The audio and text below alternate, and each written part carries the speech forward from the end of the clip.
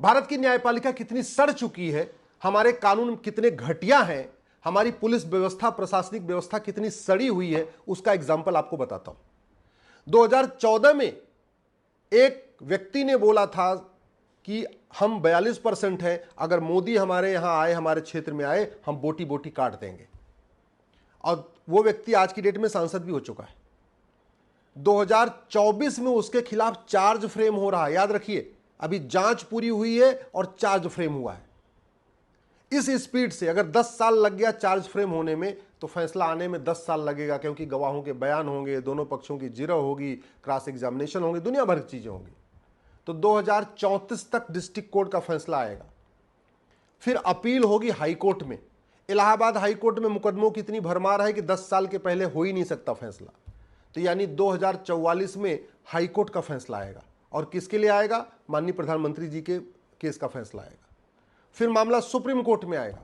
Supreme court में भी 10 साल, यानी 2054 में सुप्रीम कोर्ट डिसाइड करेगा कि जिसने कहा है 2014 में कि बोटी बोटी काट दूंगा, वो उसको सजा मिलनी चाहिए कि नहीं।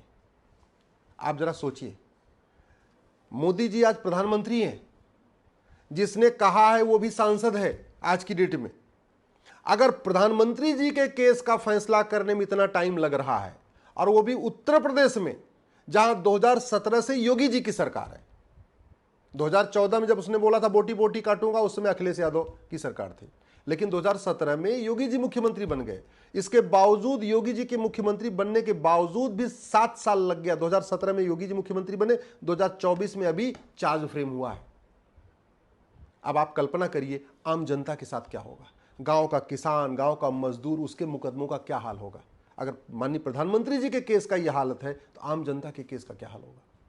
मैं बार बार कहता हूं, जब तक आप अंग्रेजों के 100% कानून खत्म नहीं करेंगे, जब तक ये 1861 वाला जो पुलिस एक्ट है इसको खत्म नहीं करेंगे, नया यूनिफॉर्म पुलिस कोड नहीं बनाएंगे, जब तक अंग्रेजों के जुडिशियल सिस्टम को नहीं बदल के यूनिफॉर्म जुडिशियल कोड नहीं बनाएंगे, जब तक अंग्रेजों के प्रशासनिक व्यवस्था को बदल के यूनिफॉर्म एडमिनिस्ट्रेटिव कोड नहीं बनाएंगे, जब तक आप झूठ बोलने को गंभीर अपराध घोषित नहीं करेंगे, झूठी गवाही को गंभीर अपराध घोषित नहीं करेंगे, झूठा एफिडेविट फाइल करने को गंभीर अपराध नहीं घोषित करेंगे, तब तक मुकदमों का फास्ट ट्रैकिंग नहीं होगी। और जो काम आज 10 साल के बाद हुआ है माननीय प्रधानमंत्री जी के केस में, 10 साल लग गया है केवल चार्ज फ्रेम करने में। मैं कह रहा हूं साल भर के अंदर फैसला आ जाएगा, 100% फैसला। Justice with in year possible है, और जस्टिस फॉर ऑल पॉसिबल है। मुकदमा लंबा क्यों चलेगा जानते हैं आप? क्योंकि जिसने बोला है बोटी बूटी काटेंगे, अब वो सांसद बन गया है। अब उसके खिलाफ लोग गवाही देने से डरेंगे। एक तो पहले इतना सोचिए, इतना उसके अंदर साहस था कि वो जब सांसद नहीं था तब भी बोला था बोटी बोटी काट दूंगा, और अब तो सांसद हो चुका है। दूसरा, 42% वहां है वो, उसके मजहब के लोग 42% हैं, उसका भी कॉन्फिडेंस है। तो गवाह आधे गवाह टूट जाएंगे, आधे गवाह देने की कोशिश नहीं करेंगे, बार बार तारीख पे तारीख चलती रहेगी और फैसला लंबा चलता रहेगा। अब जिसने बोला है बोटी बोटी काटूंगा, उसका वीडियो सार्वजनिक है, लेकिन वो कहेगा मैंने भी नहीं बोला। अगर एक काम हो जाए, नार्को पॉलीग्राफ ब्रेन मैपिंग कानून बन जाए, और जिसने बोला बोटी बोटी काटूंगा उसका narco test, polygraph test, brain mapping हो जाए, और उससे केवल एक पूछ लिया जाए, भाई तूने बोला था 2014 में, तो निश्चित रूप से कहेगा हमने बोला था। फिर गवाहों की जरूरत ही नहीं है। क्या जरूरत है गवाही की? अरे जिसके ऊपर आरोप है, अगर narco test, polygraph test, brain mapping, तीनों टेस्ट में कंफर्म हो जाए और तीनों में एक ही बात आए, हाँ हमने बोला हमने बोला हमने बोला, तो फिर गवाहों की क्यों चाहिए? ये वर्तमान व्यवस्था समाज में द्वेष बढ़ा रही है। क्यों? क्योंकि पुलिस को 20-25 गवाह ढूंढना मुश्किल हो जाएगा, और अगर 20-25 गवाह मिल गए पुलिस को, तो वो 20-25 लोग इस सांसद के दुश्मन हो जाएंगे। वो सांसद जिसने बोला है बोटी बोटी काटूंगा, उन 25 लोगों को ढूंढता रहेगा, फिरता रहेगा, और कुछ न कुछ उनका नुकसान करने की कोशिश करेगा। एक सबसे बड़ी समस्या ये है, अगर हम केवल इतना कर देना कि झूठी गवाही गंभीर अपराध है, झूठी गवाही देने वालों को 10 साल की सजा होगी, तो जिसने बोला ना बोटी बोटी काट दूंगा, उसके पक्ष में उसका भाई भी जाके गवाही नहीं देगा। क्यों? क्योंकि लगेगा 10 साल उसको सजा हो जाएगी। अगर ये झूठी गवाही गंभीर अपराध हो जाए, तो बोटी बोटे वाले की बीबी भी नहीं उसके पक्ष में गवाही देगी, बोटी बोटी करने वाले के पिता भी नहीं वहां जाके गवाही देंगे। लेकिन अभी क्या करेगा? वो 100-150 गवाही इकट्ठा कर लेगा। न्यायिक व्यवस्था इतनी सड़ी हुई है कि जिस व्यक्ति ने बोला था कि 15 मिनट के लिए पुलिस हटा लो, हिंदुस्तान से हिंदुओं को खत्म कर दूंगा, उसका कुछ नहीं हुआ। वो बाकायदा विधायक बन के बैठा हुआ है और वो वीडियो आज भी यूट्यूब पे उपलब्ध है। कुछ करने की जरूरत ही नहीं है। वीडियो की जांच करा लो, फोरेंसिक जांच में 1 हफ्ते में पता चल जाएगा वीडियो सही है कि झूठ है, वीडियो असली है कि नकली है। भाई यही तो करना है, वीडियो की जांच करना है, और जिसका वीडियो उसकी आवाज वॉइस सैंपल लेना है और वॉइस की जांच कर लेनी है और कंफर्म हो जाएगा। 3-4 दिन में, मैक्सिमम 1 हफ्ते में पता चल जाएगा कि वीडियो असली है कि नकली है। तो वैसे ये बोटी वाले का भी वीडियो जांच कर लो, 1 हफ्ते में कंफर्म हो जाएगा। और ज्यादा कंफर्म करना है, नार्को पॉलीग्राफ ब्रेन मैपिंग कर लो, लेकिन नहीं करेंगे। क्यों? क्योंकि हमारे कानून में व्यवस्था ही नहीं है। नार्को पॉलीग्राफ ब्रेन मैपिंग कानून आज तक बना नहीं है। झूठ बोलना गंभीर अपराध है नहीं, झूठी शिकायत गंभीर अपराध है नहीं, झूठा एफिडेविट गंभीर अपराध है नहीं, झूठा जांच करना गंभीर अपराध है नहीं। तो हर व्यक्ति अपना झूठ कर रहा है।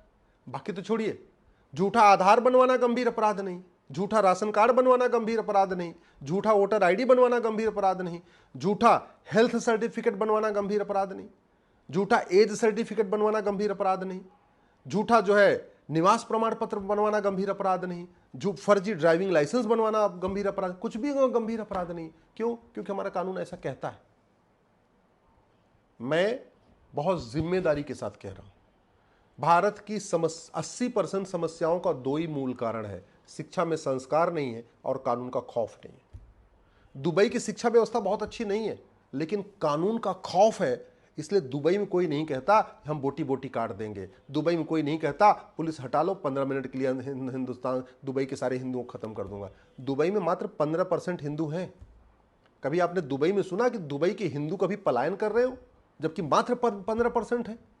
और यहाँ कश्मीर में क्या हुआ, यहाँ बंगाल में क्या होता है, यहाँ बॉर्डर पे क्या होता है, बाकी तो छोड़ो, यूपी के कैराना में क्या होता है, बहराइच में क्या होता है, उदयपुर में क्या होता है, क्या क्या होता है, सब पता है।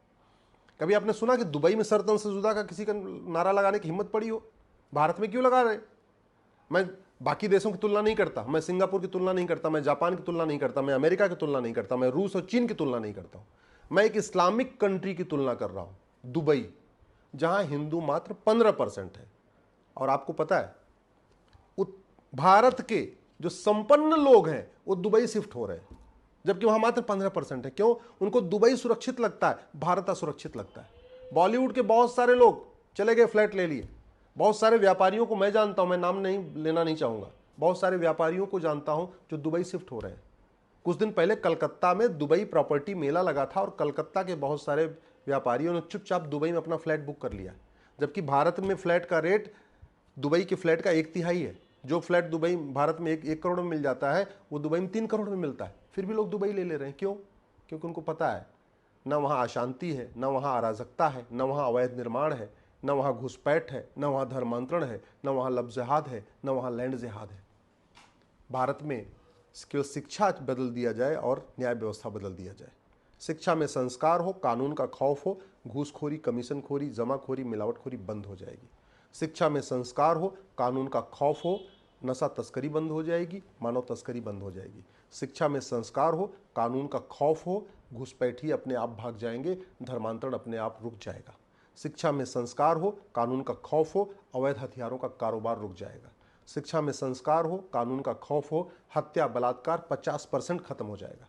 शिक्षा में संस्कार हो, कानून का खौफ हो, ये सफ़ेद पोश लोग भारत छोड़ के भाग जाएंगे। अब आज तक किसको सजा मिली? 70,000 करोड़ का कॉमनवेल्थ घोटाला था, हुई किसी को आजीवन कारावास, किसी को फांसी हुई, किसी की नागरिकता खत्म हुई क्या? 1,76,000 करोड़ का 2G घोटाला, किसी को फांसी हुई क्या? किसी की नागरिकता खत्म हुई क्या? 1,86,000 करोड़ का कोयला घोटाला, किसी को फांसी हुई क्या? किसी की नागरिकता खत्म हुई क्या? बाकी तो छोड़िए कि किसी माओवादी की नागरिकता खत्म हुई, फांसी हुई, बताइए? किसी नक्सली की नागरिकता खत्म हुई या फांसी हुई? किसी कश्मीर के अलगाववादी की नागरिकता हुई, खत्म हुई या फांसी हुई? सिखों का नरसंहार करने वालों में किसी की नागरिकता खत्म हुई या फांसी हुई? कश्मीर में नरसंहार करने वालों को किसी की नागरिकता खत्म हुई या फांसी हुई? इसके बाद जितनी घटनाएं हुई हैं, चाहे वो कमलेश तिवारी हो, चाहे कन्हैया लाल हो, चाहे उमेश कोल्हे हो, चाहे देवराज हो, चाहे डॉक्टर नारंग हो, जितने भी भारत में, चाहे रतन लाल हो, चाहे अंकित सक्सेना हो, जितने भी भारत में हुई हैं, किसी भी हत्यारे की नागरिकता खत्म हुई, फांसी हुई क्या? बाटला हाउस में इंस्पेक्टर मोहन चंद शर्मा को जिन मारा था आतंकवादियों ने, क्या उनको फांसी हुई, इनकी नागरिकता खत्म हुई? जब कानूनी घटिया है, पुलिस व्यवस्था सड़ी हुई है, न्यायिक व्यवस्था सड़ी हुई है, प्रशासनिक व्यवस्था सड़ी हुई है, तो अराजकता खत्म नहीं होगी। केवल बातें करने से, अच्छी अच्छी बातें करने से, बड़ी बड़ी बातें करने से न शांति आएगी, न समृद्धि आएगी, न समता आएगी, न समानता आएगी। जब तक कठोर दंड नहीं होगा, जब तक शिक्षा में संस्कार नहीं होगा और कठोर दंड नहीं होगा, तब तक ये रुकेगा नहीं। और एग्जाम्पल मैंने आपको दे दिया, माननीय प्रधानमंत्री जी के केस में जांच चार्ज फ्रेम करने में 10 साल लगा है। फैसला आएगा 10 साल के बाद 20 साल, हाई कोर्ट में 10 साल मुकदमा 30 साल, सुप्रीम कोर्ट में 10 साल मुकदमा 40 साल। फिर कौन देखने के लिए बचा हुआ है? फिर पता चला सुप्रीम कोर्ट दया के आधार पर माफ भी कर दे, भैया ठीक है, बोटी बोटी कहा था, अब तो माफी मांग रहा है, बात खत्म हो गई। ये स्थिति है। इसको बदलने के लिए मैं आपसे निवेदन कर रहा हूं, नेताओं, अभिनेताओं, लेखकों, बुद्धिजीवियों को पकड़िए, उनसे संवाद करिए, उनसे बातचीत करिए। बतौलेबाजी करने से कुछ नहीं होगा।